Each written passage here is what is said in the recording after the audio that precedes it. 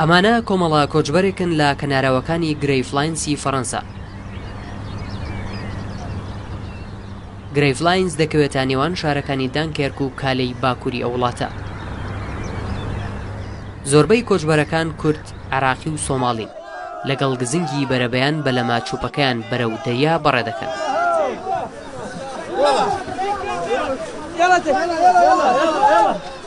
زۆربیان کوڕی گەنجن، بەڵام ژن و منداڵیشان لەگەڵدایە.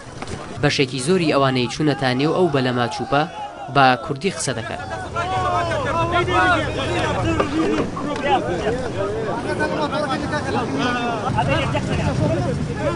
بەلەمەکە بە نزیکەی 50 کەسەوە دەکەوێتە ڕێ بۆ ئەوەی 34 کیلومەتر بە نێو نۆکەندی ئینگلیزدا ببڕێت تاوەکو بگەنە بەریتانیا.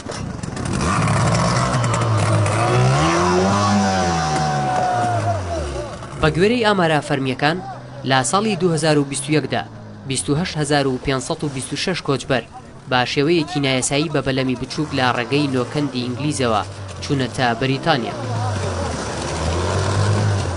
44 کەسیش لە کاتی پەڕینەوە بە نێو نۆکەندی ئینگلیزدا خنکاون، یانیش بێسەر و شوێن بوون. لە سەرەتای ئەم ساڵیشەوە 9439 کەس بە 291 بەلەم هەوڵی پەڕینەوەیان داوە. لەو ژمارەیە لانی کەم 4850 کەس نۆکەندی ئینگلیزیان بڕیوە و گەیشتونەتە بەریتانیا.